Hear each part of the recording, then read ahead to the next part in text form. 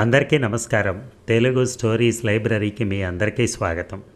ఇప్పుడు మనం వినబోయే సీరియల్ మంచు ముత్యం ఆఖరి భాగం. రచన పోల్కంపల్లి శాంతాదేవి గారు. మరి కథలోకి వెళ్దామా? ఉత్తరం 1కి 2 సార్లు చదువుకుని తలెత్తేసరికి ఉదయ నిలబడి ఉంది ఎదురుగా. ఏం రాశారు? చదువు ఉత్తరం చేతికిచ్చింది. పెళ్ళికి ముహూర్తం పెట్టిస్తున్నానని అమ్మగారు రాశారేమో కదా. ఏ జవాబు రాశారు కిషోర్ బాబు?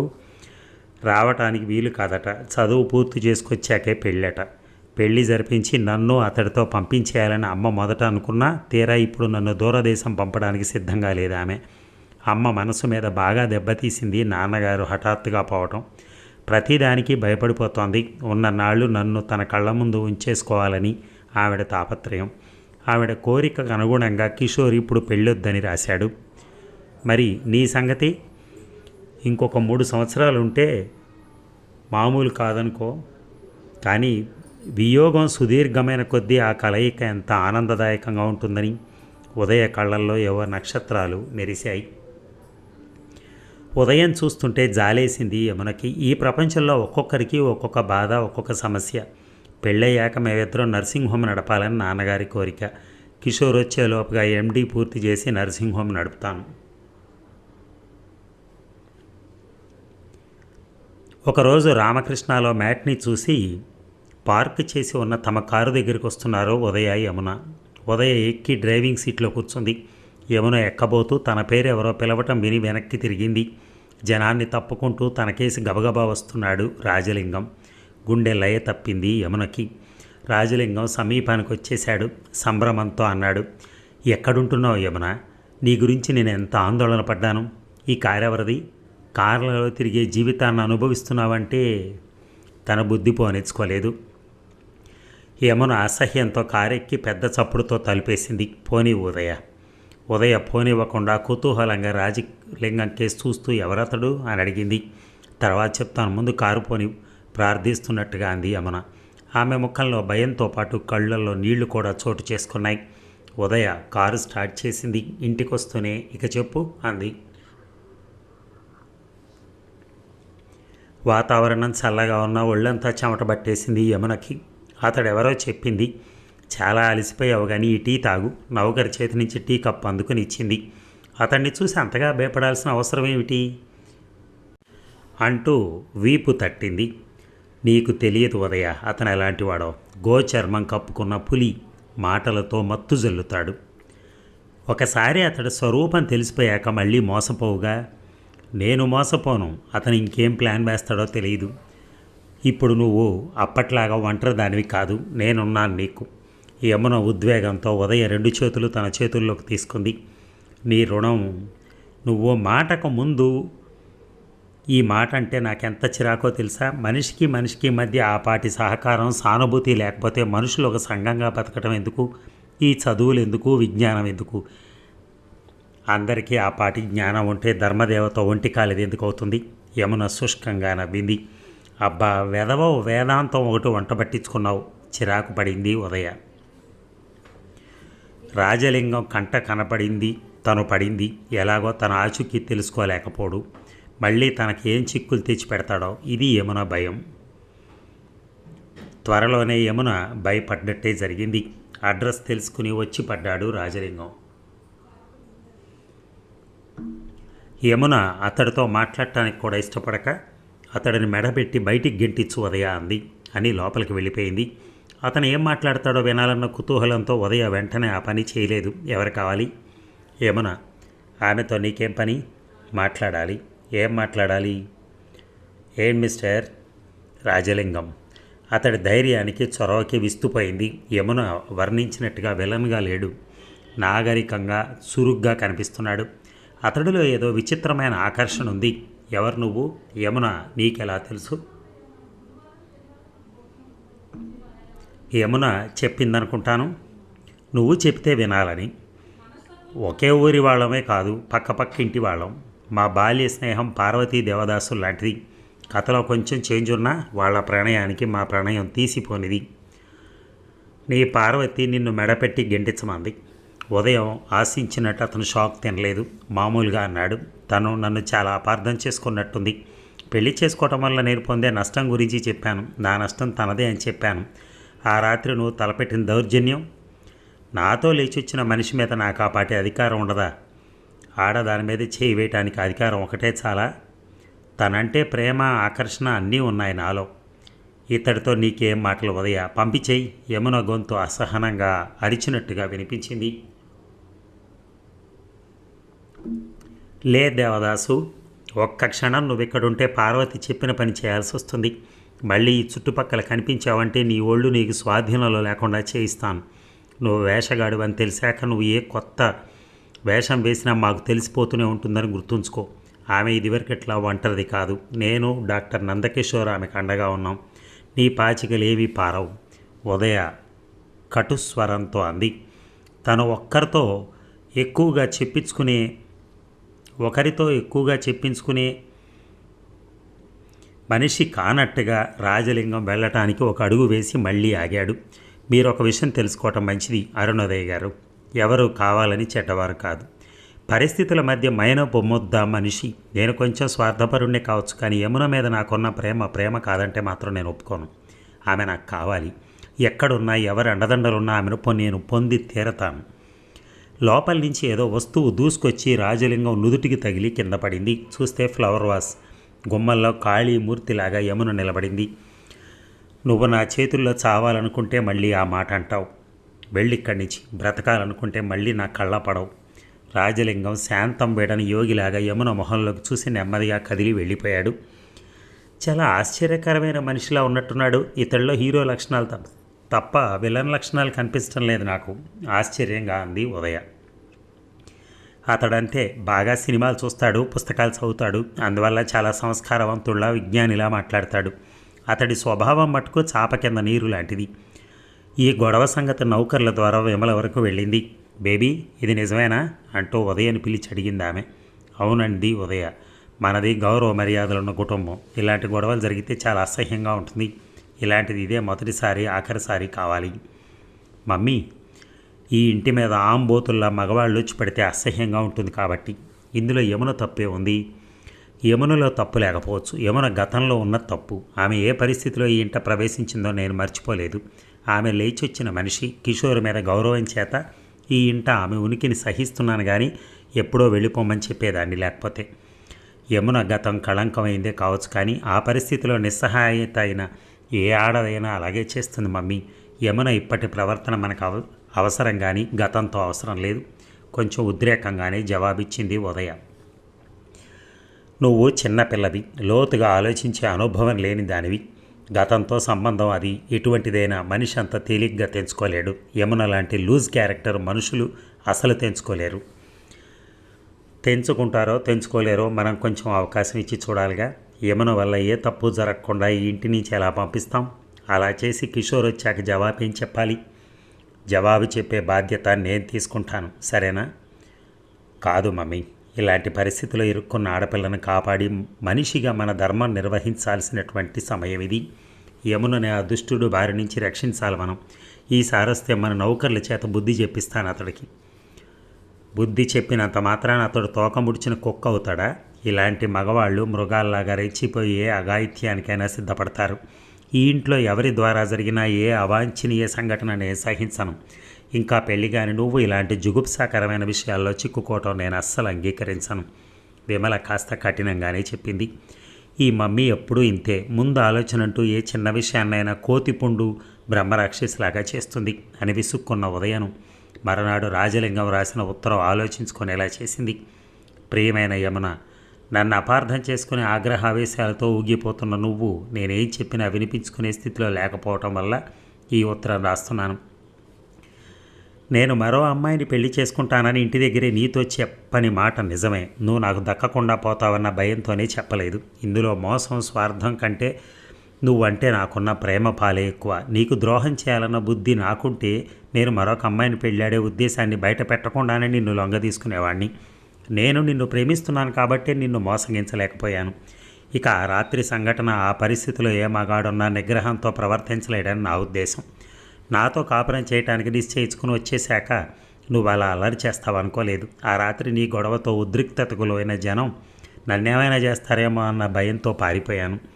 మరో రోజు నీ గురించి తెలుసుకోవడానికి వెళ్తే హోటల్ ప్రొపరేటర్తో సహా అందరూ నన్ను తనటానికి వచ్చారు. మళ్ళీ ఆ ఛాయల్లో కనిపిస్తే పోలీస్ స్టేషన్లో కూర్చోపెడతామని చెప్పారు.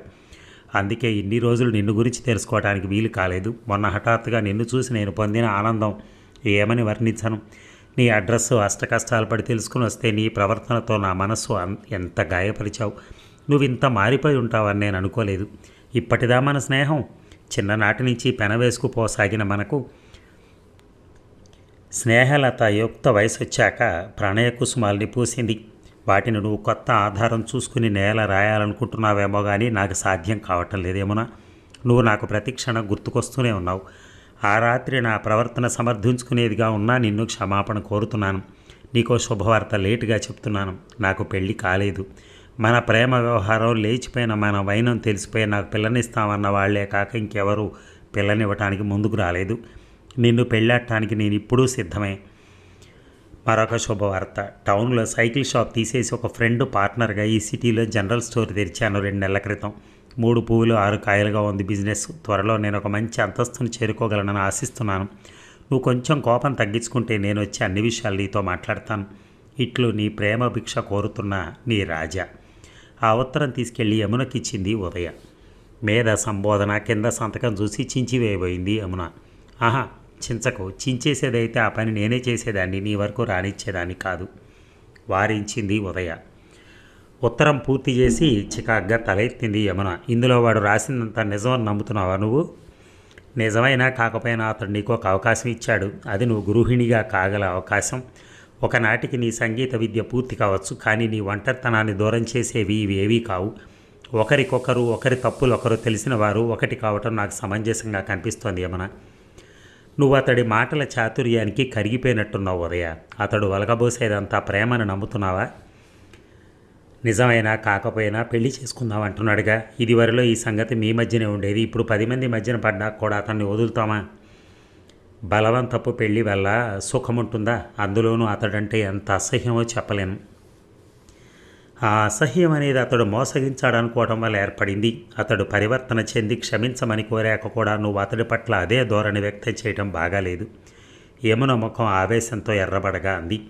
అతడితో నేను లేచి వచ్చిన మనిషినే కావచ్చు, ఒకసారి అతని మాటల వల్ల నేను పడిందాన్నే కావచ్చు. అప్పుడు నా లోకం చాలా చిన్నది, ప్రపంచం తెలియని దాన్ని. అదృష్టవశాత్తు ఆ కోపం నుంచి నేను బయటపడ్డాను. ఉన్నత హృదయుడైన కిషోర్ బాబుని, స్నేహశీలివైన నిన్ను చూశాక రాజలింగం ఒక క్షుద్ర కీటకంలా కనిపిస్తున్నాడు.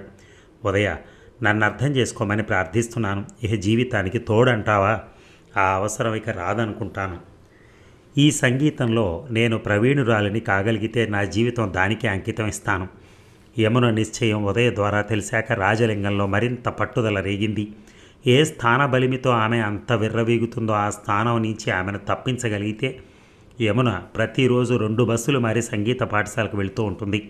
రాజలింగం చాటుమాటుగా ఉండి యువకులను ఆమె మీదకి పురికొల్పడం మొదలెట్టాడు. ఆమె లేచొచ్చిన మనిషిని చాలామందికి తెలిసిపోయేలా చేశాడు. సంగీత మాస్టర్లకి, మిగతా విద్యార్థి బృందానికి కూడా తెలిసిపోయింది. యమునను చిన్నచూపు చూడటమే కాదు, వెక్కిరింతలు, హేళనలు ప్రారంభమయ్యాయి.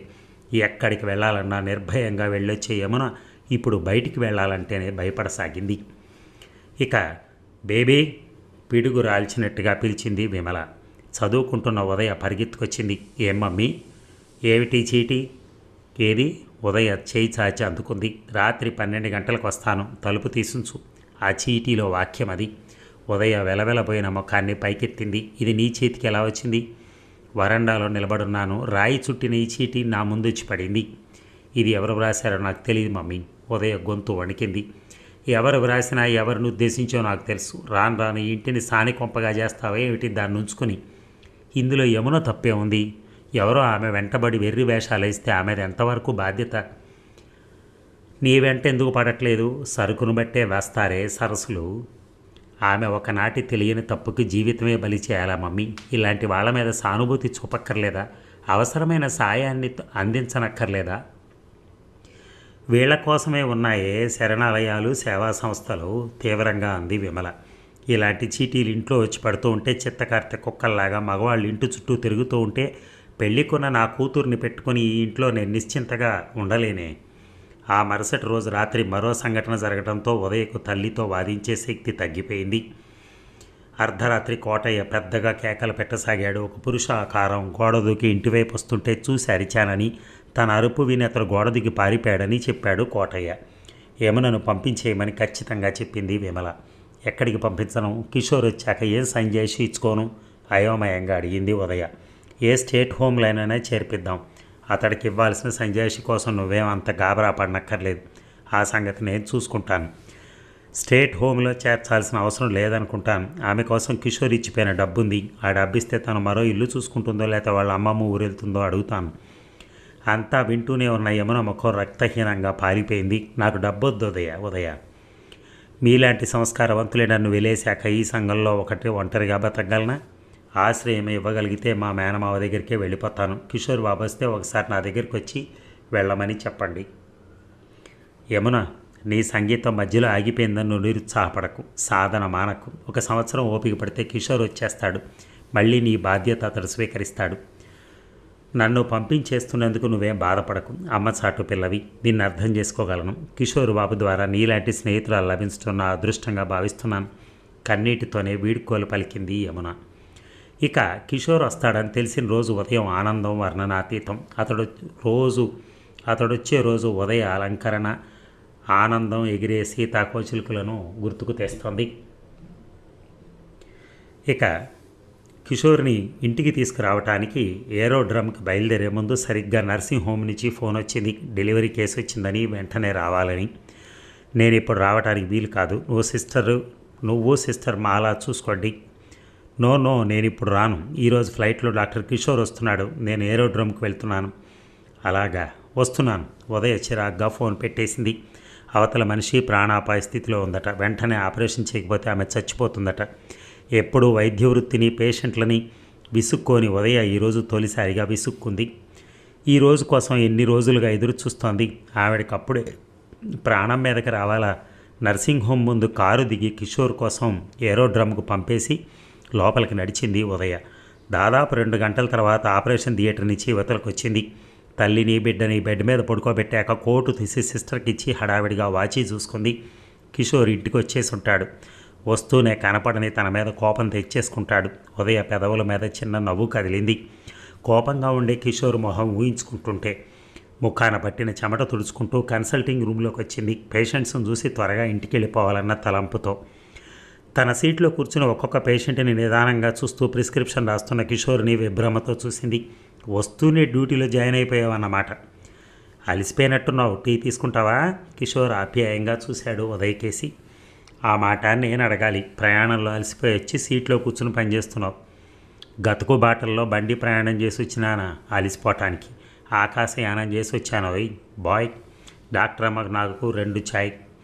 అతడి ఉత్సాహం చొరవ ఉదయను ముగ్ధపరిచాయి. అక్కడ పేషెంట్లు ఉన్నారని మర్చిపోయి కిషోర్ని రెప్ప కొట్టకుండా చూస్తూ అతడికే వినిపించేంత సన్నని గొంతుతో అంది. చాలా అందంగా తయారావు సుమా, ముద్దు పెట్టుకోవాలనిపిస్తోంది. చిన్నగా మూతి తిప్పి తన వెక్కిరింతను వెల్లడి చేశాడు కిషోర్. అవును, అదే నీ సీట్ అని ఎవరు చెప్పారు? నీ ఉత్తరాలు, ఈ నర్సింగ్ హోము, ఇందులో ఉండే ప్రతిదీ కళ్ళకు కట్టినట్టుగా రాసేదానివే. నా సీటు ఖాళీగా ఉందని, ఆ సీటు మీద నేను కూర్చోవాలని రాశావు. చివరి పేషెంట్ని చూసి లేచి ఉదయతో నర్సింగ్ హోమ్ అంతా తిరిగి అన్ని సంగతులు విచారించాడు కిషోర్. చివరికి ఇంటికి వెళ్దామా, పనుందా అని అడిగాడు. పనేం లేదు, పద. కారులో బయలుదేరారు. కిషోర్ అడిగాడు, యమున బాగుందా? తన గురించి ఉత్తరాలు రాయటం మానేశావు? జవాబు చెప్పు ఉదయ. యమున లేదా? వాళ్ళ మేనమామ ఊరు కొత్తూరు వెళ్ళింది. ఎందుకు? నన్ను క్షమించు కిషోర్, నువ్వు అప్పగించిన బాధ్యత నేను సక్రమంగా నిర్వహించలేకపోయాను. అసలు ఏం జరిగింది ఉదయ?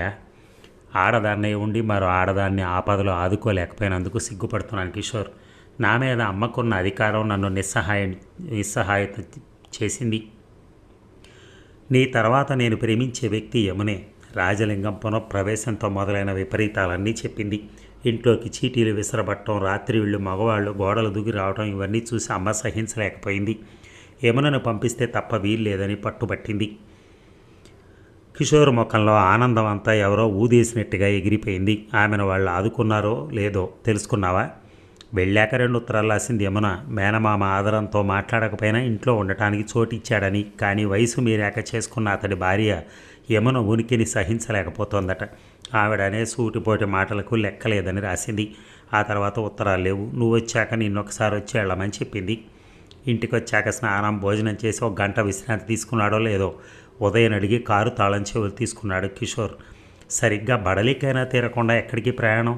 కిషోర్తో ఎన్నో కబుర్లు చెప్పాలని తాతాలాడుతున్న ఉదయ ఆశ భంగం పొందినట్టుగా అడిగింది. ఒకసారి యమునను చూసి ఆమె పరిస్థితి కనుగొంటే తప్ప నా మనసుకు స్థిమితం చిక్కదు ఉదయ. ఇప్పుడు కొత్తూరు వెళ్ళాలా? వెళ్ళాలి. ఎన్నాళ్ళు జరగని విపరీతం ఇప్పుడు హఠాత్తుగా జరుగుతుందా? 1-2 రోజులు ఆగి వెళ్తే ఏమవుతుంది? వీలైతే నీతో నేను కూడా వస్తాను. ఆగడానికి వీల్లేదు. యమునకు నేను మాటిచ్చాను, తను మనిషిగా స్వతంత్రంగా నిలబడటానికి నేను సహాయపడతానని. నీ మీద భరోసా ఉంచబట్టి ఆమె బాధ్యత నీకు కప్పించాను కానీ మధ్యలో ఇలా చేస్తావని తెలిస్తే కాదరికి అప్పగించేవాడిని. అక్కడ పొసగకపోయేటట్టయితే నా ఫారిన్ ప్రోగ్రామే క్యాన్సిల్ చేసుకునేవాడిని. ఉదయ దెబ్బతిన్నట్టుగా చూసింది. యమున నీకు అంత కావాల్సిన మనిషి కాదు. ఆమెకు నేను ఇచ్చిన మాట. 5 నిమిషాల తర్వాత బయలుదేరి వెళ్ళిపోయాడు అతను. మొదటిసారిగా యమున అంటే ఈర్ష లాంటిది పొడసూపింది ఉదయలో. ఎన్నో రోజుల తర్వాత కలుసుకున్నారు. మనసు తీరా మాట్లాడుకోనే లేదు. తనకంటే యమున ముఖ్యం అన్నట్టుగా ఆమె కోసం పరిగెత్తాడు. కిషోర్ మారిపోయాడు, బాగా మారిపోయాడు. ఉదయ తోటిదే అతడి ప్రపంచం కాదిప్పుడు. విదేశం వెళ్ళి గొప్ప చదువు చదివాడు కదా. అతడి హృదయం చాలా విశాలమైనట్టుంది. అందులో ఉదయకే కాక ఇంకా చాలామందికి చోటు దొరికేటట్టుంది. ఉదయలో ఆలోచనలు ఈ తీరుగా సాగుతూ ఉంటే కళ్ళల్లో నీటి తెర కమ్ముకొచ్చేసింది. వివసంగా పక్క మీద పడిపోయింది.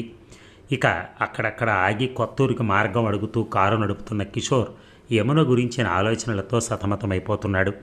ఎప్పటికప్పుడు యమున తనకు సమస్య అవుతూనే ఉంది. ఈ దాగుడు మూతల ఆట తనకెంత హృదయ సంకటంగా తయారైందంటే కృష్ణారావు అంతిమ కోరిక తన కాళ్ళు చేతులు కట్టిపడేసినట్టు చేసింది. ఆయన తన మీద చూపిన ఆదరాభిమానాలకు మూల్యం కట్టి తన కూతురికి చెల్లగట్టేటట్టుగా వాగ్దానం తీసుకుని మరీ కన్నుమూశాడు. ఆ వాగ్దానంలో యమున భవిష్యత్తు సమాధైపోయింది. మేనమామ పంచన చేరిన యమున ఎన్ని బాధలు పడుతోందో. లేచిపోయిన మనిషిగా ముద్రపడ్డాక ఆ స్త్రీ జీవితం ఈ సమాజంలో ఎంత నరకంగా తయారవుతుందో తను ఊహించగలడు. ఆ బాధలు పడలేక యమున ఏ అఘాయిత్యానికైనా తలపడితే ఆ పాపం నిజంగా ఎవరిది? ఉదయ ప్రేమలో చిక్కుపడి కృష్ణారావు వాగ్దానానికి కట్టుబడి అగ్నిసాక్షిగా పెళ్ళాడిన భార్యను చంపుకున్న దౌర్భాగ్యుడు అవుతాడు తాను. అప్పుడు నరకం ఎక్కడా ఉండదు, తన జీవితంలోనే ఉంటుంది. ఉదయ ఉత్తరాల్లో యమున గురించి వ్రాయటం మానేసినప్పుడే తను అనుకున్నాడు ఇలాంటిది ఏదో జరిగి ఉంటుందని. కిషోర్ కొత్తూరు చేరుకుని అశ్వర్త ఇంట్లో అడుగుపెట్టేసరికి చూడదగిన రసవత్తర సన్నివేశమే నడుస్తోంది. ఒక విధంగా బలవంతంగానే అశ్వర్త జీవితంలో అర్ధాంగిగా ప్రవేశపెట్టబడింది రుక్మిణి. చాలాన ఆదాయానికి తోడు అనుకోకుండా సంభవించిన అంగవైకల్యంతో మరొకరిని జత చేసుకుని ఆ బాధని ఆ కష్టాలని పంచడం ఇష్టం లేని అశ్వర్త వయోసహజమైన కోరికలను చంపుకుని పెళ్లి చేసుకోకూడదన్న నిశ్చయంతో వచ్చిన 2-3 సంబంధాలను తిప్పికొట్టాడు. కానీ 2 సంవత్సరాల క్రితం తల్లి పరలోక యాత్ర చేయగా వంట చేతగాని స్థితిలో తనకంటే అష్టదరిద్రుడైన నరహరి తన కుచేల సంతానంలో ఒకతైన రుక్మిణిని కాళ్ళు కడిగి దానం చేసే భాగ్యం కలగజేయమని వేధించగా తలోపక తప్పింది కాదు అశ్వర్తకి. అష్టదరిద్రంలో తండ్రి కుచేల సంతానం మధ్య పెరిగిన రుక్మిణి మనసు ఆలోచనలు అంత దరిద్రంగానూ మురికిగానూ తయారయ్యాయి. ప్రతి క్షణం కోపం అసహనం మూర్తిభవించి ఉంటుంది. ప్రస్తుతం నిండు చూలాలామె. మంచం మీద నుంచి కాలు కింద పెట్టకుండా పని చేయించుకోవటానికి జీతం భత్యం ఇవ్వక్కర్లేని పని మనిషి దొరికింది. ఆమె యమున. రుక్మిణి దురుసుతనానికి అశ్వర్త కూడా జడుస్తాడు. యమునని ఆమె ఎంత రాచిరంపాన్ని పెట్టినా ఏమీ అనడు, ఎవరినీ ఏమీ అనడు, ఎవరినీ సమర్థించడు. యమున నేల ఓడుస్తుంటే మంచం మీద కూర్చున్న రుక్మిణి కాళ్లకు చీపిరి తగిలిందట. మొదలైంది యుద్ధ ప్రకటన. ఉన్న దరిద్రం చాలా కాళ్ళకు చీపురు తగిలించావు. నేను కావాలని తగిలించలేదు. మాటకు మాట ఎదురు చెప్పొద్దా నాన్న? తప్పులేందే మాట అంటే పట్టానికి నేను మానును కాను. నాకు ఒక మనసుంది. అబ్బా, ఏం కవిత్వం మాట్లాడుతున్నావే? నా ఇంట్లో ఉంటూ నా సొమ్ము తింటూ నీకు ఎంత పొగరా? నీలాంటి కాలు జారిన మనిషిని నేను కాబట్టి భరిస్తున్నాను, కానీ మరొకరైతే తన్ని తగలేసేవారు. నీ ఇంట్లో ఉన్నానని కానీ నీ సొమ్ము పైసా తింటలేదు. ఇంకా నా సొమ్మే మామయ్య పేదవాడని తిననిస్తున్నాను. నా పొలం మీద వస్తున్న 30 బస్తాల ధాన్యం నేను ఒక్కదాన్నే తింటలేదుగా. నువ్వు నాకు ఈ మాత్రం ఇంట్లో చోటిచ్చావంటే ఆశతోటేగా. పోతే నేను నీకు భారం అయ్యానని, తప్పు చేశానని రోజుకు 10 సార్లు అనక్కర్లా. నేనేం తప్పు చేయలా. మాట పెరిగిపోగా రెచ్చిపోయిన కోపంతో యమున చేతికి పట్టుకుని లాగసాగింది రుక్మిణి. అదే సమయంలో గడపలో కాలుపెట్టిన కిషోర్ స్థాణువులా నిలబడిపోయాడు. ఇద్దరు ఒకేసారి కిషోర్ని చూశారు. రుక్మిణి చెయ్యి సడలడంతో యమున ఒక కంగలో కిషోర్ దగ్గరికి వచ్చింది. ఎప్పుడొచ్చారు? ఈరోజే. ఈరోజేనా? ఎవరైనా? రుక్మిణి సూదు లాంటి చూపులతో చూడసాగింది కిషోర్ని. పట్నంలో నన్ను ఆదుకున్నారని చెప్పానే ఆయన, ఆ డాక్టర్ గారు. ఓ, హేళన కొట్టొచ్చినట్టుగా ఉన్న దీర్ఘాన్ని బట్టి కిషోర్ తెలుసుకున్నాడు. ఆదుకోవటం అనే దానికి ఆవిడ ఏమర్థం తీసుకుందో. అతడికి ఒళ్ళంతా జర్రులు పాకినట్టయింది. అత్త, ఆయనకు ఒక కప్పు టీ పెట్టిస్తాను. రాజమ్మని అడిగి కాసిని పాలు తీసుకురావా? నేను అడిగితే లేవంటుంది. ప్రాధేయపడుతున్నట్టుగా అడిగింది. రుక్మిణి గ్లాస్ తీసుకుని వెళ్ళింది. ఉదయ చెప్పిందా నేను రమ్మన్నానని? చాలా సుఖంగా ఉన్నావన్నమాట. కిషోర్ కళ్ళల్లో నీళ్లు తిరగటం ఒకటే తక్కువగా ఉంది. రుక్మిణి వచ్చేస్తే అతడితో ఏకాంతానికి అవకాశం ఉండదని తను చెప్పదలుచుకుంది. అప్పుడే చెప్పేసాగింది యమున. ఇన్ని అవమానాలు, ఇన్ని బాధలు భరిస్తూ నేను ఇంకా బ్రతికి ఉన్నాను అంటే ఎందుకో తెలుసా? బ్రతుకు మీద తీపితో కాదు, భవిష్యత్ ఇంతకంటే ఆశాజనకంగా ఉంటుందని కాదు. మీరెవరో నేనెవరో ఒక మంచి మనసుతో నన్ను ఆదుకున్నారు. నా కోసం డబ్బు ఖర్చు పెట్టారు. ఆ రుణమేనండి నేను చావకుండా పట్టి ఉంచింది. ఆ రుణం తీర్చుకుంటే నేను చాలా నిశ్చింతగా చచ్చిపోగలను. కిషోర్ నొచ్చుకున్నాడు. ఏం మాటలవి యమున? నేను అది రుణమని అనుకోలేదు. మీ జాలి హృదయానికి అది నిదర్శనమే అయినా నాకు అది రుణమే. మా అమ్మ వల్ల నాకు సంక్రమించిన పొలం మా మామయ్య పేదవాడు కనుక ఆయన అనుభవించాలనుకుంటున్నాను. ఇక మీ రుణం నా నగలిచ్చి తీర్చుకోవాలనుకుంటున్నాను. నగల? అవును, మా అత్తగారు నాకిచ్చారు. ఆ నగలకు సంబంధించిన కథ కూడా టూకీగా చెప్పింది. అవి వసంతాపురంలో దాచిపెట్టిన స్థలం కూడా చెప్పింది. తాళం చెవిస్తాను, మీరు వెళ్ళి ఆ నగలు తీసుకుని నన్ను రుణ విముక్తురాలి చేయండి. మీకు ఈ మాట చెప్పేశాక నాకెంతో నిశ్చింతగా ఉంది.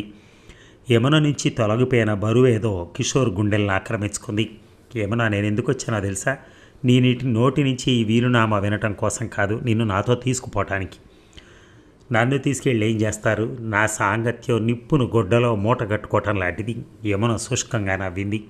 నీ చావుకి నిన్ను వదిలేసి నేను ఎలా వెళ్ళిపోతాననుకున్నావు? ఈరోజు నిన్ను తీసుకొస్తానని ఉదయకు మాటిచ్చాను. తను ఎదురు చూస్తూ ఉంటుంది.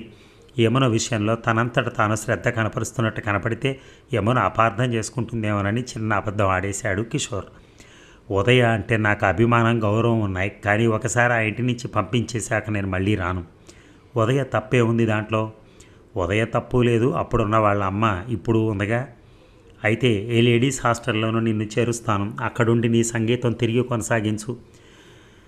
నేర్చుకున్నదంతా ఇంచుమించుగా మర్చిపోయాను. ఏ కాస్త రాగం తీసినా ఇది సానికొంప అనుకున్నావా అంటూ ఎగిరిపడేది అత్త. పాడటమే మానేశాను. ఇప్పుడు మళ్ళీ నేర్చుకునే ఇచ్చే లేదు. నేర్చుకుని మాత్రం నేను సాధించింది ఏముంది? ఆ సంగతులన్నీ తర్వాత తీరిగ్గా చర్చించుకుందాం. ముందు నాతో వచ్చేయాలంతే. నీ సామాన్ సర్దుకో, కారు ఊరు అవతల ఆపొచ్చాను. రాజలింగం బాధ నాకు ఇప్పటికీ తప్పలేదు. ఇక్కడికి వచ్చాక కూడా 2 సార్లు వచ్చాడు. నాకు అతడికి సంబంధం కొనసాగుతున్నట్టుగా భ్రమ కల్పించి వెళ్ళాడు. మొదటి నుంచి అతడు ఈ విధంగా చేసే నన్ను తన దారికి మరల్చుకున్నాడు. అతడి సంగతి చూసుకోవటానికి ఇప్పుడు నేనున్నాను. నువ్వు భయపడాల్సిన అవసరం లేదు అతడికి. నేను మీకేమవుతానని నాపై మీకింత అభిమానం? ఆ రోజు హోటల్లో ఆ రాత్రి ఏమయ్యావో ఇప్పుడు అదే. రుక్మిణి పాలు తీసుకుని వచ్చింది. కిషోర్ రావటమే ఆమె అదోలా భావిస్తుంటే అతడితో యమున ప్రయాణం కావటం చూసి మరింత ఉగ్రురాలైపోయింది. ప్రసవం దగ్గరికి వచ్చేస్తున్న రోజులు. ఇప్పుడు యమున వెళ్ళిపోతే తనకెంత కష్టం. ఆ లింగంగాడితో లేచిపోయి 4 ఏళ్లకు వస్తే తల్లి లేని పిల్లవని, అక్క కూతురు అని నీకు ఆయన ఆశ్రయం ఇచ్చారు. బుద్ధి పుట్టినప్పుడల్లా నువ్వు మగాళ్లతో షికారులు కొట్టొస్తే నిన్నెవడు ఈసారి గడప తొక్కనివ్వడు. జవాబు కిషోర్ నుంచి వచ్చింది. ఆమె మళ్ళీ ఈ గడప తొక్కదని నేను హామీ ఇస్తున్నాను. ఎందుకు? దాన్ని ముడేసుకుంటావా? తప్పే ఉంది. దాని బతుకు నీ బతుకు తెలుస్తూనే ఉంది. పెళ్లి చేసుకుని తిన్నగా సంసారం చేసే మొహమేలా ఇవి? చాలే, యమున నీతో రాదు. నేను రానివ్వను. ఎందుకు రానివ్వరు? అది ఇదివరకు చేసిన వేషాలేమో వేసింది. మళ్ళీ మళ్ళీ వేస్తుంటే చూస్తుండే దద్దమ్మలు ఎవరూ లేరు ఇక్కడ. కాళ్ళు చేతులు విరగ్గొట్టి ఇంట్లో మూల కూర్చోబెడతాను. ఆవిడ అరుపులకు ఇంటి బయట బందీ గుమిగూడారు. యమున, ఆవిడతో మాట్లాడేటి? పదాపదం. కిషోర్ యమున సూట్ కేసు తీసుకున్నాడు. ఎక్కడికి వెళ్తావే? నేను వెళ్ళనిస్తానా? రుక్మిణి యమున రెక్క పట్టుకుంది. వదలను. దీన్ని గడప దాటనివ్వను. రాజమ్మ, ఎంకమ్మ, దీన్ని పట్టుకోండి. ఇది ఇంతమంది ఎదుట లేచిపోతుందట. మనం అంత చేవచచ్చిన వాళ్ళమా? రాజమ్మకి ఎంకమ్మకి పౌరుషం వచ్చి ముందుకొచ్చారు. కిషోరికి వచ్చిన కోపం అంతా ఇంత కాదు. రుక్మిణి చేయి తీసి అవతల బారేసి ఒక్క మెరుపుల అవతలకి తీసుకెళ్ళిపోయాడు యమునని. ఇక ఏమన్నావు? నేను నీకు జీతం ఇవ్వాలా? ఇది పరిహాసమా? పరిహాసం కాదు, నేను నిజంగానే మాట్లాడుతున్నాను. నీకు మతిపోలేదు కదా? అలా కనపడుతున్నానా? కిషోర్ నవ్వాడు. నవ్వింది చాలు. నేను నీకు జీతం ఇవ్వటం ఏంటి కిషోర్? మనకు పెళ్ళైనా నేను ఇల్లరికం రావటం లేదు. నా సంపాదన అంటూ నాకు ఉండాలి. అలా అయితే నేను నర్సింగ్ హోమ్లో పనిచేస్తాను. నేను అంత పరాయిగా కనిపిస్తున్నానా? ఉదయ కళ్ళ నిండా నీళ్లు. నేను నీకు జీతం ఇచ్చి పెట్టుకోవటం కంటే నువ్వు మరో చోట పనిచేయటమే మేలు. అవసరమైతే తప్ప విమల కిషోర్తో మాట్లాడదు. కూతురు ఏడుస్తూ చెప్పిన సంగతిని విని కిషోర్ని పిలిచి అడిగింది. జీతం కావాలన్నావట? ఎందుకు బాబు? నా బిడ్డే నీదయ్యాక దానిదంతా నీది కాదా? పరాయి సొమ్మును నేను ఎలా చూస్తానో ఆడవాళ్ళ సొమ్మును నేను అలాగే చూస్తానండి. నాకంటూ ఒక సంపాదన ఉన్నప్పుడే నాకు ఒక వ్యక్తిత్వం, స్వాతంత్రం ఉంటాయి. నన్ను అర్థం చేసుకోండి. మీ అమ్మాయికి నచ్చ చెప్పండి. యమునను తెచ్చి కాదరింట్లో ఉంచావట? అవును. ఇది చాలా అపవాదులకు కారణమవుతుందని ఊహించలేకపోయావా? భరించటానికి సిద్ధంగా ఉన్నాను. నువ్వు సిద్ధంగా ఉన్నా నా బిడ్డ సిద్ధంగా లేదు. దయచేసి మీరు ఈ విషయంలో జోక్యం చేసుకోవద్దు. నువ్వు ఇలా మొండితనం చూపితే ఉదయం వదులుకోవాల్సి వస్తుంది. ఆ మాట తనని చెప్పమనండి. జీవితంలో ముఖం చూపించకుండా వెళ్ళిపోతాను. ఆవేశంగా ఏదో అనబోయే అంతలోనే నిగ్రహించుకుంది విమల. అతడు తన బేబీ జీవితంలో ప్రవేశినప్పటి నుంచే ఆమెను ఏడిపిస్తూనే ఉన్నాడు ఏదో రూపంగా. తెగతెంపులు చేసుకోవడం ఎంతసేపు, కానీ తన పిచ్చి బేబీ జీవించలేదు. ఈ విషయం బేబీకే విడిచిపెట్టేయటం మంచిది. ప్రేమ లాంటి సున్నిత విషయాలు ఇద్దరి మధ్య ఉండాలి. మూడో వ్యక్తి ప్రవేశంతో బెడసి కొడతాయి. ఇలా ఆలోచించుకుని ప్రసంగం మార్చింది విమల. నర్సింగ్ హోమ్ గురించి, దాని అభివృద్ధిలోకి తీసుకురావడం గురించి మాట్లాడి సంభాషణ ముగించింది. ఇక వేరే ఎక్కడో హాస్టల్లో ఉండటం కంటే కాదర్ కుటుంబంతో కలిసి ఉండడానికే ఇష్టపడింది యమున. కాదర్ తన ఇంట్లోనే విడిగా ఒక చిన్న రూమ్ ఇచ్చాడు. అందులోనే తన చిన్న కాపురం మొదలెట్టింది యమున. తిరిగి సంగీత సాధనలో పడింది. డాక్టర్ సాబ్ బిడ్డతో నీకు పెళ్లి కాబోతుంది. ఇక్కడేమో యమునమ్మను తెచ్చిపెట్టినావు. ఏమిటి బాబీ విపరీతం? నువ్వు అందరూ మగవాళ్ళ లాంటి వాడివి కాదన్న నా నమ్మకం వమ్ము చేయవు కదా అన్నాడు కాదర్. నీ దగ్గర నేను ఎప్పుడు ఏ రహస్యం దాచలేదు, ఇప్పుడు దాచను. దాచడం కంటే చెప్పటం వల్లే నాకు ఎక్కువ మేలు జరుగుతుంది. యమున ఎవరో చెప్పాడు కిషోర్.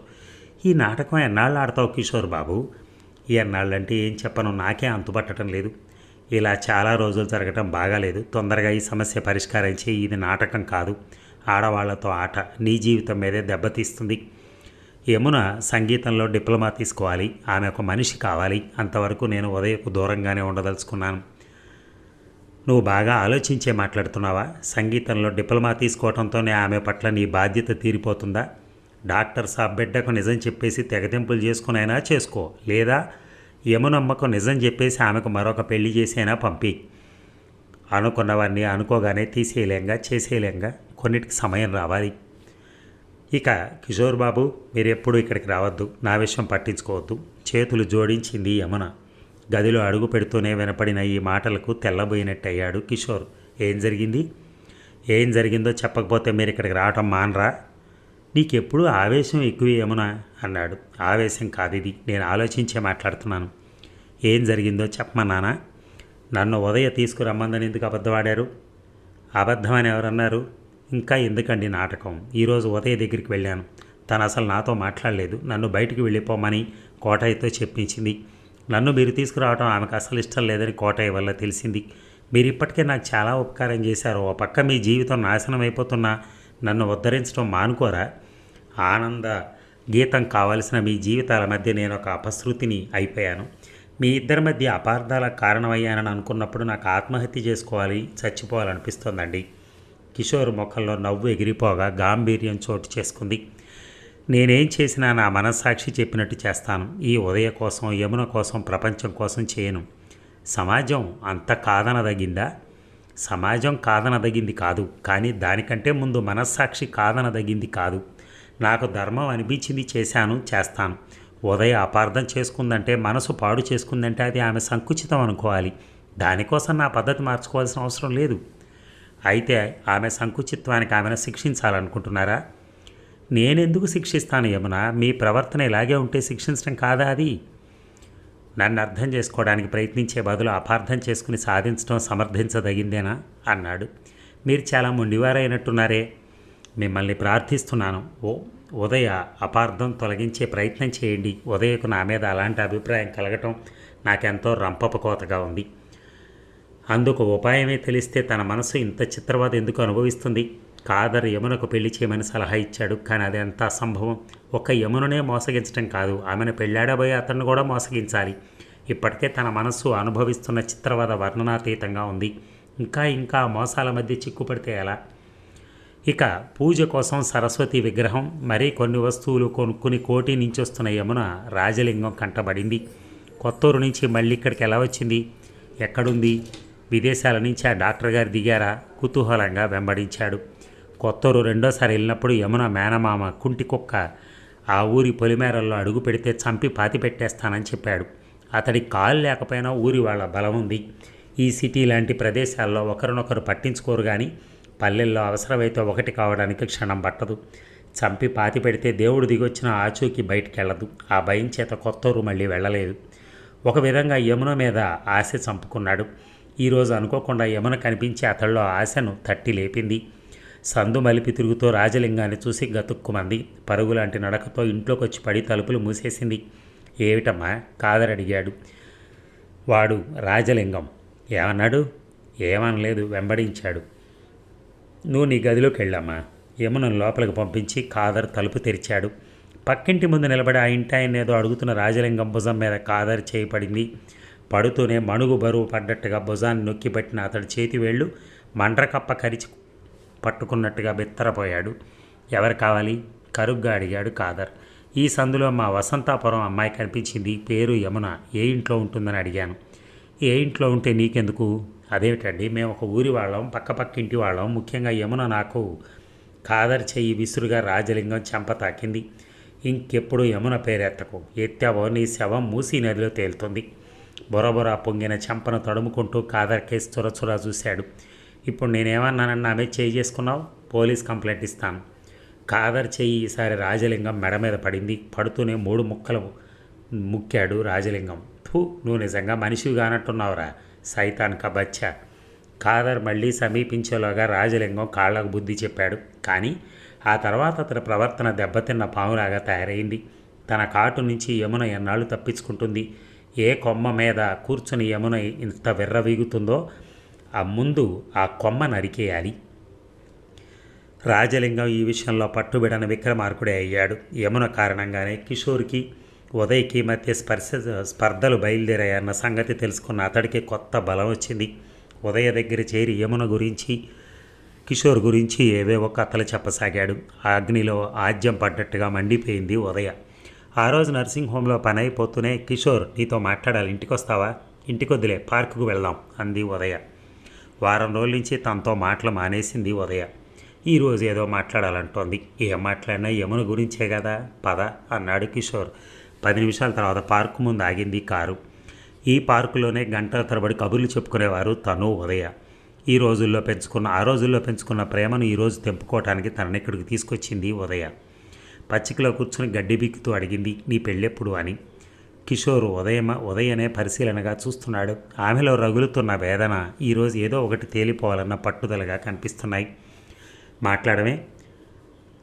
కొన్ని నిజాలు భరించలేనంత చేదుగా ఉంటాయి. అలాంటప్పుడు వాటిని వెలికిలాగే ప్రయత్నం మానుకోవాలి ఉదయ. అర్థమయ్యేటట్టు చెప్పు. చెప్పడానికే ఉంది. యమునకు నాకు మధ్య నువ్వు ఊహించేదేం లేదు. అలాంటప్పుడు మా పరిచయం పెళ్లి దాకా వెళ్ళదు. అంత మాత్రం నీకు హామీ ఇవ్వగలను. నీ హామీని నమ్ముకుని నా బ్రతుకు నీ చేతిలో పెట్టమంటావా? నన్ను మరిచిపోగలిగితే నువ్వు మరొకరిని పెళ్లి చేసుకో. ఏమిటి, నేను మరొకరిని పెళ్లి చేసుకోవాలా? ఈ సలహా ఇచ్చేది నువ్వేనా? ఒక అసహాయురాలికి అండగా నిలబడితే ఇంత అపార్థం చేసుకున్నావే. నాది అపార్థమేనా? మీరిద్దరూ కలిసి సినిమాలకి షికార్లకి వెళ్ళటం అబద్ధమా? నువ్వు వేరే ఇల్లు తీసుకోవటానికి, నా దగ్గర జీతం తీసుకోవటానికి యమునతో నీకున్న సంబంధం కారణం కాదు. నీకు ఈ విషయం ఎవరు పోసారో కానీ నేనెప్పుడు యమునతో షికార్లు కొట్టలేదు. అయితే నా అనుమానం అబద్ధమని ఎందుకు రుజువు చేయవు? ఇలా బెల్లం కొట్టిన రాయిలా ఎందుకు ఉండిపోతున్నావు? ఏం చేస్తే నీ అనుమానం తీరుతుంది? నీ మనసులో నాకు తప్ప ఇంకెవరికి చోట్లేదని ఉండదని ఒట్టేసి చెప్పు. కిషోర్ నిస్సంకోచంగా ఉదయ్ చేతిలో చేయి వేశాడు. నా మనసులో నీకు ఇచ్చిన చోటు ఎవరికీ చెందదు. కానీ ఏ కారణం చేతనానని నేను నీ దగ్గరికి రాలేకపోతే నీ జీవితం పాడు చేసుకోనని నాకు మాట ఇవ్వు.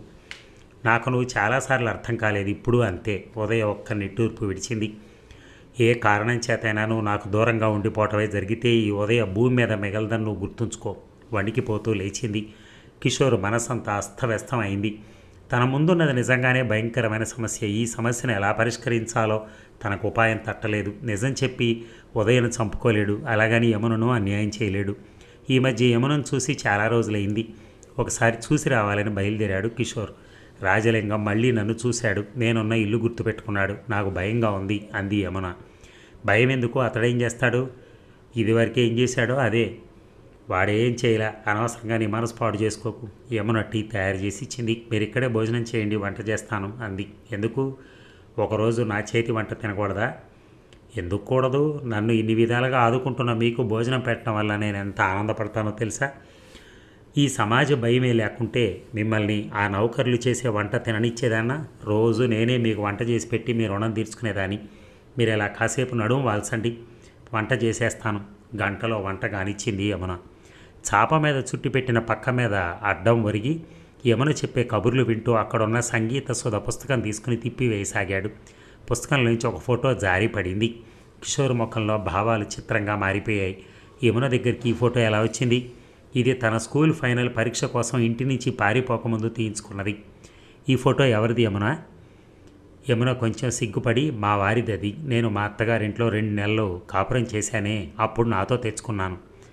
మీ వారిని ఎప్పుడైనా చూడగలను అనుకుంటున్నావా? చెప్పు యమున.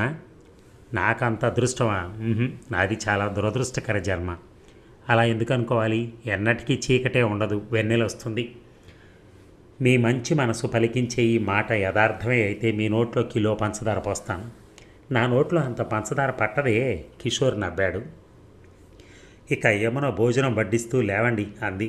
ఆమె కొసరి వడ్డిస్తూ ఉంటే ఏదో తృప్తి, ప్రశాంతి కిషోర్ హృదయాన్ని చుట్టివేయసాగింది. స్త్రీ స్వర్గం చూపుతుంది, నరకం చూపుతుంది అంటారు. ఇది నిజం.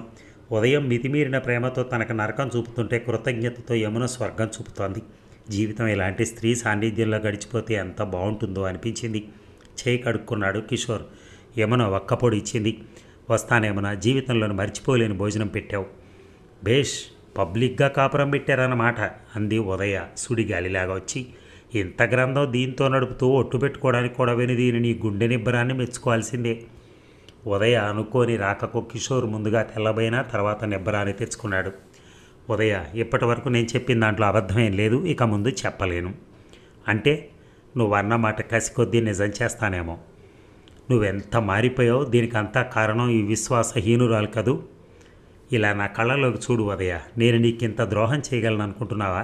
అవసరమైతే నీ ఆనందం కోసం నా ప్రాణమైనా ఇస్తాను. అలాంటిది నీ కిషోర్ని నేను అపహరిస్తానా? అతడొక అన్నతో సమానం నాకు. యమున ఆ గర్జన కిషోర్ పెదవికి వెతలే ఆగిపోయింది.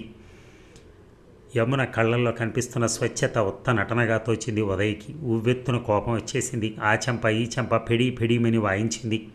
అమృతం పంచిచ్చాను నీకు, ప్రతిఫలంగా విషం గుమ్మరించావు నా జీవితంలో. నిన్నేం చేసినా పాపం లేదు.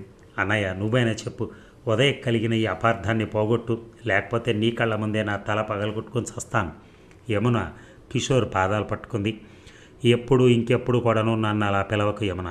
మెల్లగా ఆ మాట అనేసి అక్కడి నుంచి కదిలాడు కిషోర్ జవాబు యమునను అయోమయంలో పడేస్తే ఉదయను పాతాళంలోకి తోసేసింది.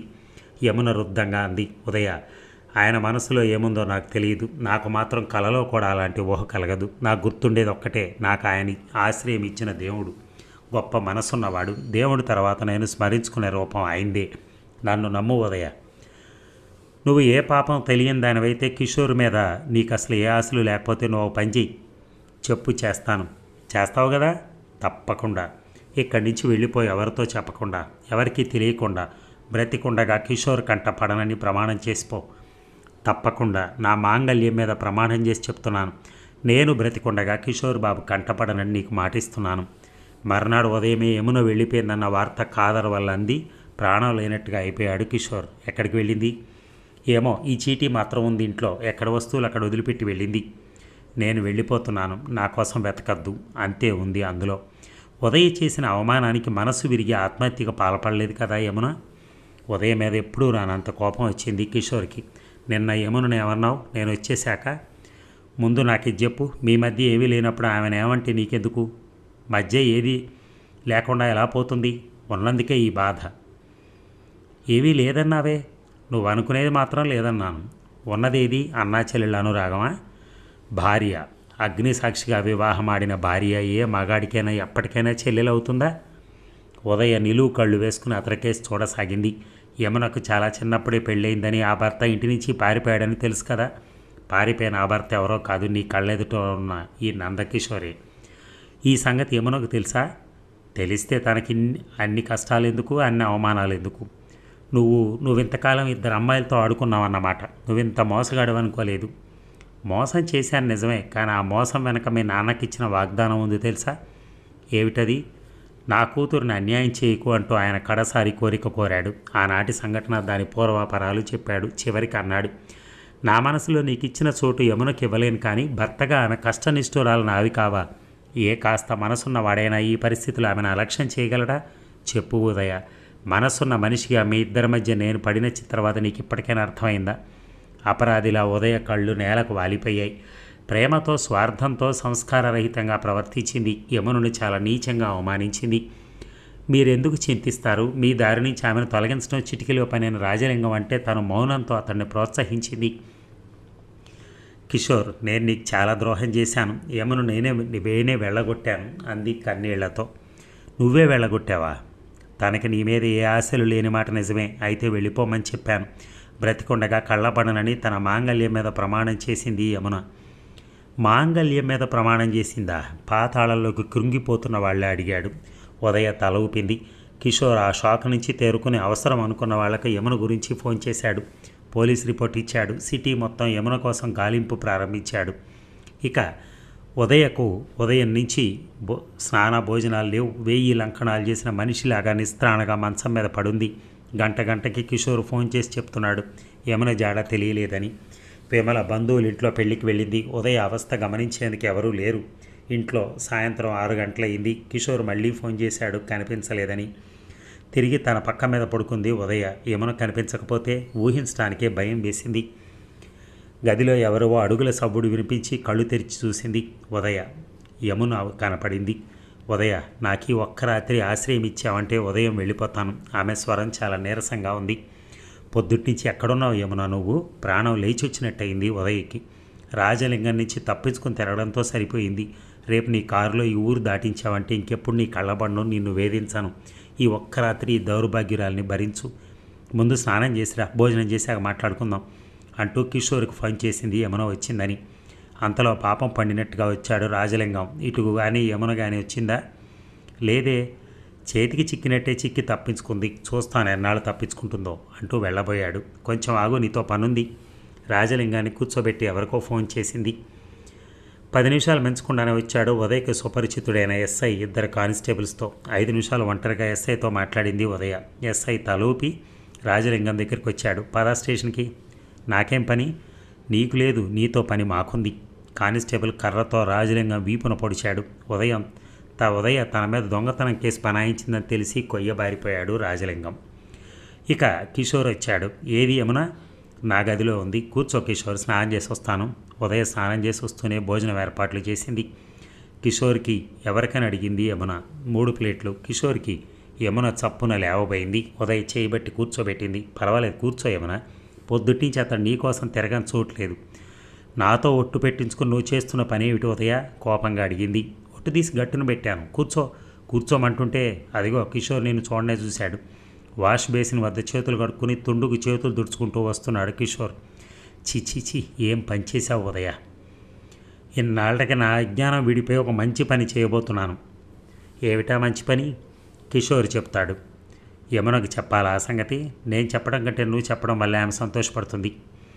ఉదయ, మన మధ్య అల్లుకున్న ప్రేమ సంగతి ఏమిటి? నువ్వు కానీ నేను కానీ మర్చిపోగలమా? ఉదయ కళ్ళల్లో చప్పున నీళ్లు తిరిగాయి. నీ సంగతి ఏమో నాకు తెలియదు కిషోర్, నేను మాత్రం మర్చిపోలేను. ఆ 14 ఏళ్ల వయసులో మీ మీద బెంగతో పేషెంట్గా మారితే నిన్ను నాకు తెచ్చివ్వటానికి అప్పుడు నానున్నాడు. ఇప్పుడు ఎవరున్నారు నాకు? అయినా ఇప్పుడు నువ్వు యమున భర్తవి. చాలాసేపు స్తబ్దుగా కూర్చుండిపోయాడు. ఆ తర్వాత లేచి యమున గది వైపు నడిచాడు. యమున గది నిశ్శబ్దంగా ఉంది. పాల గ్లాసు, పళ్ళు ఉన్న ట్రే తెచ్చి స్టూల్ మీద ఉంచి గదిలోంచి నిష్క్రమిస్తూ తలుపులు చేరవేసింది ఉదయ. యమున, మీరిక్కడికి ఎందుకు వచ్చారు? ఆగు యమున, నీతో మాట్లాడాలి. ఆమె జబ్బా పట్టుకున్నాడు. గది తలుపులు మూసి ఉండటం అతను తను పట్టుకోవడం చూసి కొయ్యబారినట్టుగా నిలబడిపోయింది. మీలో ఇంత దుర్బుద్ధి ఉందని నాకు తెలీదు. నాలో దుర్బుద్ధి ఏం లేదు. నేను మీ కళ్ళ పండని నా మాంగళ్యం మీద ప్రమాణం చేశాను. మీరు చేస్తున్నది ఏమిటి ఇప్పుడు? ఆ మాంగళ్యం కట్టినవాడు ఉన్నాడో లేదో వాడి మీద నీకు ఇంత భక్తి ఎందుకు? కిషోర్ బాబు, నన్ను ఆదుకున్నారు నిజమే, అలాగని నన్ను అవమానించే అధికారం మీకు లేదు. నేనెవరో తెలిస్తే నీ మీద నాకు ఎటువంటి అధికారాలైనా ఉన్నాయని నువ్వు ఒప్పుకుంటావు. తెలుసుకోవాల్సిన అవసరం నాకేం లేదు. ఇప్పటికి తెలిసింది జీవితానికి సరిపడనంత అనుభవం నేర్పింది. మీరు నటించే సంస్కారం వెనక ఎంత సంకుచితం, స్వార్థం ఉంటాయనుకోలేదు. పతివ్రతవి, పతి నింద చేస్తున్నావు, తర్వాత ప్రాయశ్చిత్తం చేసుకోవాల్సి వస్తుంది. ఏమిటి మీరు మాట్లాడేది? ఆ మాంగళ్యం నీ 8వ ఏట నీ మెడలో కట్టిన వాడిని, నీ భర్తని. ఈ పేరుతో నన్ను లొంగ తీసుకోవాలనుకుంటున్నారా? యమున కళ్ళల్లో నిప్పులు. నీకు ఈరోజు యథార్థం చెప్పడానికి వచ్చాను యమున. ఆవేశం అదుపులోకి తెచ్చుకుని విను. ఉదయ ప్రేమించిన అబ్బాయిగా, ఆమె కాబోయే భర్తగా మాత్రమే తెలుసు నీకు.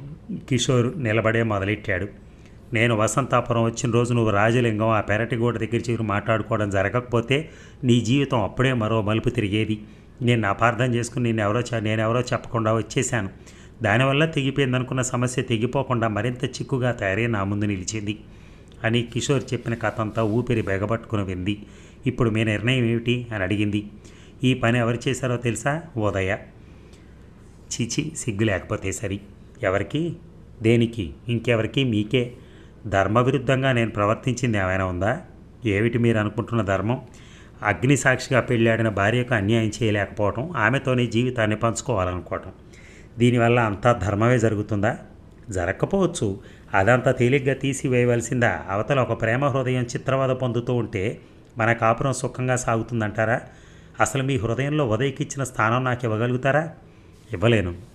అలాంటప్పుడు మీరు నాతో చేసే కాపురం ధర్మబద్ధమే అవుతుందంటారా? ప్రశ్నలు చాలించి పరిష్కారం చెప్పు యమునా. నువ్వు చెప్పినట్టు నేను నడుచుకుంటాను. వెళ్ళండి, ఉదయ దగ్గరికి వెళ్ళండి. ఆమె అటు మీరిటు తీరని విరహం పాలు కావటం కంటే మీరు ఒకటి కావడం మంచిది. అదంత తేలికైన సంగత? ఎందుకు కాదు? మరి నువ్వు? నా అత్తగారింట్లో నాకెంత చోటిప్పించండి చాలు. వాళ్ళు బతికున్న నాళ్ళు వాళ్ళకి సేవ చేసుకుంటాను, పోయాక ఆ ఇల్లు చూసుకుంటూ ఉంటాను. నాకు ఈ మాత్రం ఆశ్రయం కలిగించలేరా? ఒంటరితనం తనకెవరూ లేరన్న భావన కృంగదీసినట్టుగా మనిషిని మరి ఏదీ కృంగదీద్యమో. తను కోరగానే ఏదైనా తెచ్చి ఇచ్చే తండ్రి ఈ ప్రపంచం నుంచి వెళ్ళిపోయాడు. అమ్మకు తన మనసు గ్రహించే ఓపిక లేదు. తన కోసం ప్రాణమైనా ఇవ్వగల కిషోర్ ధర్మబద్ధుడై భార్యని చేరాడు. అతడు చేరలేదు, తనే చేర్చింది. ఇకపై తనకు అతడు ఒక స్నేహితుడు తప్ప ఇంకేమీ కాదు. ఇక అప్పుడే వినిపించింది ఉదయ అన్న కిషోర్ పిలుపు. అలా ఉన్నవే, చచ్చిపోవడానికి ఏమైనా తినలేదు కదా? కిషోర్ ఆగక్కడే, నా దగ్గర రాకు. నీ ముఖం ఏం చూసావు, ఏం తిన్నావు? ఒళ్ళోకి తీసుకున్నాడు ఉదయని. ఏం తినలేదు, నిజం చెప్పు. గుండెల్లో నొప్పి. ఉదయ చచ్చిపోతుందన్న వాస్తవం తన ముందు నిలవకముందే తను వెళ్ళిపోవాలి. కిషోర్ మందులుండే బీరువా సమీపించాడు. క్షణాల మీద ప్రాణాలు తీసే విషం కోసం వెతకసాగాడు. ఆ వెతకటంలో ఉన్మాదం తనకు అవసరం లేని సీసాలని చిందరబందర చేస్తోంది. కిందకు దొర్లి బళ్ళున పగిలిపోతున్నాయి సీసాలు. కిషోర్ని చూసి ఏమైంది అని అడిగింది యమున. యమున, వచ్చావా? నేను ఉదయం కలుసుకోవడానికి వెళ్ళిపోతున్నాను. మా ఇద్దరి శవాలని ఒక్క చితి మీద కాల్పించు. మా 2 సమాధులు పక్కపక్కనే కట్టించు. మీకు పిచ్చి పట్టిందా? ఉదయం బ్రతికే ఉంది, స్పృహ లేదు. రండి, త్వరగా మంది ఇవ్వండి. త్యాగం ఒక్క యమునే చేయగలదా? నేను చేయగలను కిషోర్. ఒక వివాహితుడిని భర్తను చేసుకునే కుసంస్కారిని కాదు నేను. ఇద్దరూ త్యాగమూర్తులు. ఇద్దరూ త్యాగం చేసేశారు నన్ను. చివరికి ఒక్కడిని చేశారన్నమాట. నేను అతడి భార్యను అయితే అవ్వచ్చు కానీ ఉదయ, ఆయన మనసు మీద అధికారం నీది, ఆయనలో చోటు నీది. అడ్డవల్ల నాకెందుకు? నేనేం చేసుకోను? నేను త్యాగం చేశానని ఎందుకు అనుకుంటున్నావు? నాదైతే కదా త్యాగం చేసే హక్కు నాకుండేది. ఆయన ధర్మం కోసం నాకు భర్తగా అభినయించాలనుకున్నారు, అది తిరస్కరించాను నేను, అంతే. నీ గుండె గట్టిది కాదు యమున. పరిమళం తనకేమీ దాచుకోకుండా పరులకు పంచే పువ్వు లాంటి మెత్తటి గుండె నీది. నీ మంచితనం నీకు సుఖమే ఇవ్వకపోయినా యువతల వాళ్లకు ప్రాణం పోస్తున్న దానివి. నా ప్రణయమూర్తిని నాకు భిక్ష పెట్టి నాకు ప్రాణం పోస్తున్న దానివి. ఈ భిక్షను తిరస్కరించి నేను జీవించలేనేమనా? నీ ముందు నేను భిక్షకుడిగా నిలబడటానికి తయారవుతాను. ఉదయ దాచిన చేతుల్లో కిషోర్ చెయ్యి ఉంచింది యమున. మీరు సుఖంగా జీవించాలన్న ఆకాంక్ష. ఈ ప్రపంచంలో ఏ స్త్రీకి కూడా పెట్టని భిక్ష ఇది. ఇక ఎండ తీవ్రత పెంచుకుంటోంది. ఆకాశం నీలవర్ణంగా మారింది. తెల్లటి మేఘాలు ఆకారాలు మార్చుకుంటూ సాగిపోతున్నాయి. ఈ సృష్టిలో ప్రతి ప్రాణికి ఏదో గమ్యం సార్థకత ఉన్నాయి. అత్తయ్య మామయ్య ఉన్న ఈ ఒంటరితనం తననింత వేధించేది కాదేమో. తనతో ఎక్కువ రోజులు సేవలు చేయించుకోవటం ఇష్టం లేనట్టుగా వాళ్ళు ఒకరినొకరు దాటిపోయారు. ఈ పల్లెలో ఇంత ఇంట్లో తనొక్కతే. ఇది తను కోరి వరించిన జీవితం. చాలాసేపటి నుంచి ఆమెను గమనిస్తూ వెనక నిలబడున్నాడు కిషోర్. అశ్రద్ధగా వదిలేసిన జుట్టు అమ్మ నాన్న భయం తప్పిన పెంకి పిల్లాళ్ళ వంకీలు చుట్టిపోయి కొంచెం చిక్కి పాలిపోయి పలుచబడిన బుగ్గలు మరింత అందంగా కనిపిస్తున్నాయి. చూస్తున్న కొద్దీ అతడి కళ్ళల్లో ఆర్ద్రత చోటు చేసుకుంది. యమున. అతడి నుంచి వెలువడిన మృదువైన పిలుపుకు యమున చివ్వున తల తిప్పి చూసింది. ఎప్పుడొచ్చారు? ఉదయ బేబీ రాలేదా? ఈరోజు అందరం రావాలనే తయారయ్యాం. అర్జెంట్ కేసు రావడంతో ఉదయ ఆగిపోయింది. బేబీని తీసుకురాకూడదు. తలుపు చాటం దాక్కున్న 4 ఏళ్ల బేబీ పరుగునొచ్చి యమునను చుట్టేసి ఆమెను ఊగిస్తూ తను ఊగిపోసాగింది. ఈసారి వచ్చినప్పుడు నాకు జున్ను పెడతానన్నావు. పెడతాను. ఈరోజు మా బేబీ వస్తుంది, దానికి జున్ను కావాలి అని చెప్పాను నల్లావుతో. రాత్రి ఈనింది. దూడేదమ్మా? కొట్టంలో ఉంది. కారులోంచి పళ్ళబుట్ట అవి నౌకరి చేత లోపలికి తెప్పించాడు. ఉదయ పంపింది అని చెప్పాడు. యమున పెట్టే మూత తీసి చూసింది. నాకింత చీరలు ఎందుకు పంపిస్తుంది? పెట్టి నిండా ఉన్నాయి ఇప్పటికే. పెట్టెలో ఎందుకు పెట్టడం? కట్టుకోకూడదా? ఇంట్లో ఉండేదానికి అంతంత చీరలు ఎందుకు? ఉదయకి చెప్పండి, ఈసారి పంపాలనుకుంటే మామూలు చీర తీసుకోమని. కిషోర్కి భోజనం వడ్డించి విసనకర్రతో విసురుతూ కూర్చుంది యమున. ఈ మధ్య నువ్వెందుకో చిక్కిపోతున్నావు. ఆరోగ్యం బాగుండట్లేదా? నాకే నిక్షేపంగా ఉన్నాను. ఒక్కదానివి ఇక్కడుండి ఏం చేస్తావంటే వినవు. మా దగ్గరికి వచ్చే యమున. రాను. ఇలా ఒంటరిగా ఎన్నాళ్ళు బ్రతికున్నన్నాళ్ళు. ఇది నాకెంత పెద్ద శిక్షో చెప్పలేను నేను. ఇలా నడుము ఎత్తున చెరువు వైపు ఉన్న ప్రహరీ గోడ మీద కూర్చున్నాడు కిషోర్. అతడికి కొంచెం దూరంలో కొబ్బరి ముక్కలు వేసి కోతులతో ఆడుకుంటోంది బేబీ. మంటపంలో దేవుడికి అభిముఖంగా చేతులు జోడించి నిలబడింది యమున. ఉదయ పంపిన కొత్త చీరలో 25 ఏళ్ల పడుచుదనం జాలువారుతోంది, అడవిని కాచే వెన్నెల్లాగా. నిశ్చల ప్రతిమలా నిలబడి యముననే తదేకంగా చూస్తున్న కిషోర్ నుంచి ఒక నిట్టూర్పు వెలువడింది. యమున త్యాగాన్ని తన కోసం పరిమళం దాచుకోకుండా పరులకు పంచే పువ్వుతో పోలుస్తుంది ఉదయ. కానీ యమునను చూస్తుంటే తనకేమనిపిస్తోందంటే ఆకు మీద ఏర్పడిన మంచు బిందువు ప్రభాత సూర్యకిరణంలో ముత్యంలా మెలమెలలాడుతూ కొంచెం సేపటికి ఆనమాలు లేకుండా తన అస్తిత్వాన్ని కోల్పోతుంది. యమున జీవితం ఒక మంచు ముత్యం. కిషోర్ కళ్ళు అప్రయత్నంగా తడిశాయి. యమున ఇంకా ధ్యానంలోనే ఉంది. యమున, నువ్వు ప్రతినిత్యం దేవుడికి పూజ చేసి ఏం కోరుకుంటావో తెలుసు నాకు. వచ్చే జన్మకైనా నీ భర్త మనసులో నువ్వే ఉండాలని, ఇక్కడ ఇంకెవరికి చోటు ఉండకూడదని. స్త్రీ పురుషులు సమానంగా ఈ కోరిక కోరుకున్నా పురుషుడి కోరిక స్వార్థం, అధికారం. స్త్రీ కోరికలో ప్రేమ, లతల అల్లుకుపోయే అబలత్వం ఉంటాయి. నీకు మాకు భేదం ఇక్కడే. ధ్యానం చాలించి బేబీ కోసం చూసింది యమున. కోతి ఒకటి బేబీ చేతిలోని కొబ్బరి కోసం ఎగిరింది. కెవ్వుమంది బేబీ. యమున పరిగెత్తింది. ఆమె కంటే ముందు బేబీని చేరుకుని ఆత్రంగా ఎత్తుకున్నాడు. బేబీని ఎత్తుకుని కోతులకు అరటిపండు ముక్కలు వేసి విసురుతూ వాటి కోతి చేష్టలు చూస్తూ కోతితో పాటు హాయిగా నవ్వేస్తున్న కిషోర్ని రెప్పవాల్చకుండా చూస్తోంది యమున. భగవంతుడా, నాకు జన్మంటూ ఉంటే ఈ బేబీతో ఈయన నా సొంతం కావాలి. నా పూజ, నా తపస్సు నీ నుంచి భిక్ష పొందటానికే. యమున కేసి చూసిన కిషోర్ ఆమె చూపులకి కలవరపడ్డాడు. అతడి మొహంలో నవ్వెగిరిపోగా ఇక వెళ్దామా అన్నాడు. చీకటి వెలుగులు కౌగిలించుకుంటున్నాయి. ఆకాశం చిక్కటి నీలాన్ని పులుముకుంటోంది. చుక్కలు ఆకాశరంగాన్ని అలంకరించుకున్నాయి. బేబీని ఎత్తుకున్న కిషోర్తో గుడిమెట్లు దిగుతోంది యమున. అదండి సీరియల్ సమాప్తం. మీ అందరికీ నచ్చిందనుకుంటాను. Thank you.